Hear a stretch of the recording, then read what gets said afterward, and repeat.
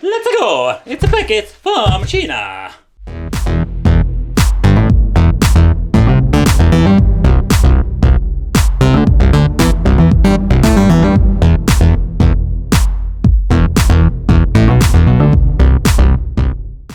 Hey, welcome back to the channel. It's awesome that you're tuning in. So in this video we are going to take a close look at a plug-and-play device from our friends from China. Yeah, I picked this up from AliExpress and man, I love Sega and I love plug-and-play devices, so I needed to check it out for you guys. Is this thing worth your money? These are not very expensive, the plug-and-play Sega Genesis, including 12 games.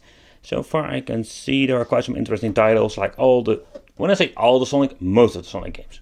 I need to correct myself, Sonic 1, 2, but there was no Sonic 3 and also no Sonic 3 and Knuckles. So inside the packaging, I would say the packaging itself, I really like it for what it is. As you can see it is Sonic 1 and 2.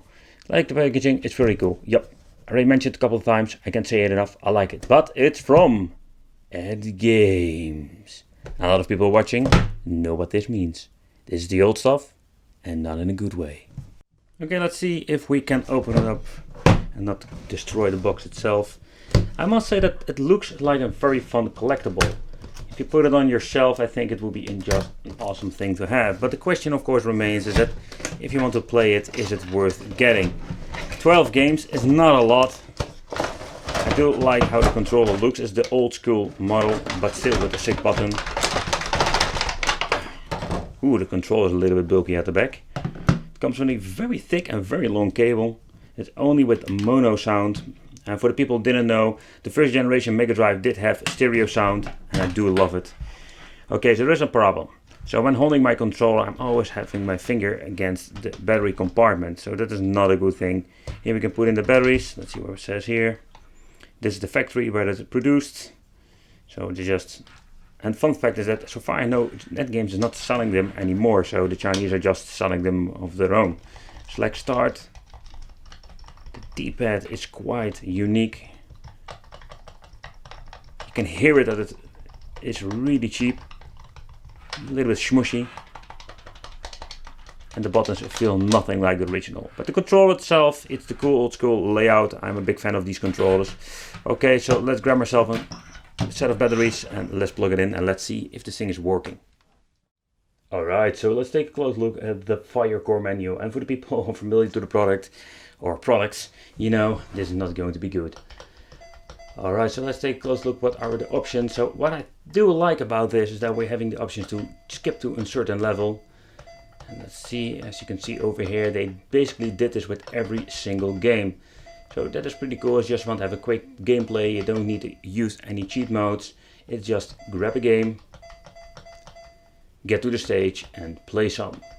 And in this way we have quite a big list of games, and maybe that is the reason why they made also the decision that we're having more games to play, or more method actually. Oh crap, that's a great freaking start. Okay, let's try this thing again. But so far I can hear the sound itself. It's not bad at all. The D-pad is not responding, very good. Okay, let's skip the next game, this is not my game. Let's press the menu button, so we can skip back to the menu. Let's grab another game. I'm getting the feeling that the screenshots are not accurate, but okay, let's try this game. As you can see, it boots up into Alternate Beast, and will boot up into the stage itself, so that's pretty cool. Ah, for frick's sake.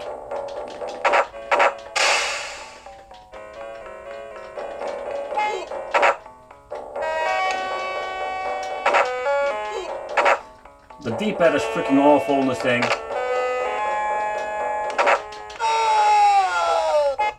Going great. Not really. Okay, let's go to another game. Let's try Flicky.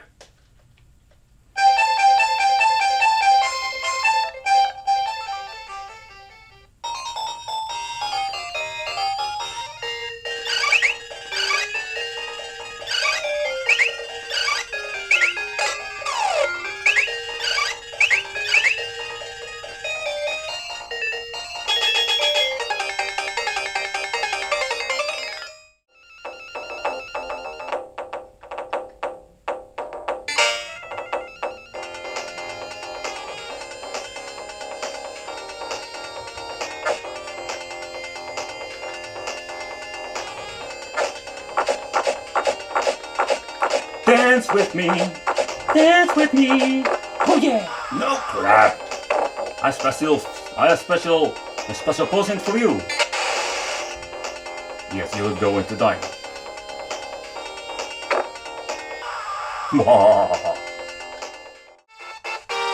Oh, that sounds not like the original game.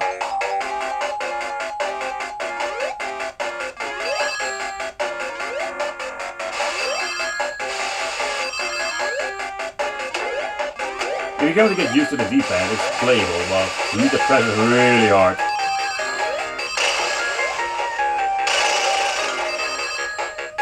I can hear the ring sound, it's not like it should be. The speed of the game is normal.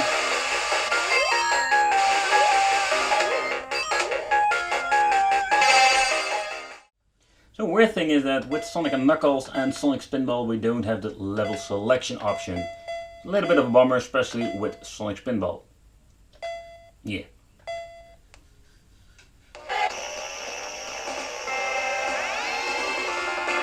Oh man, oh man, oh man, oh man. I must say the emulation itself is not really bad. The AV out signal is not bad, but the sound is just freaking awful.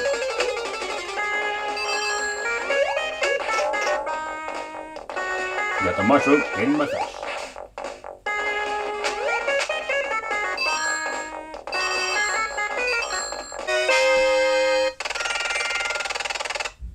Okay, let's try this game.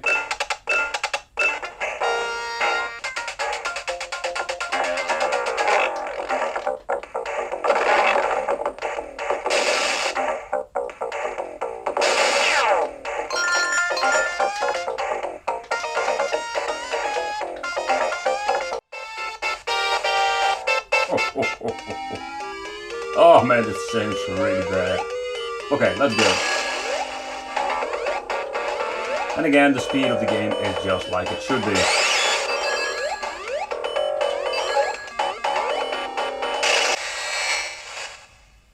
Stage number 3.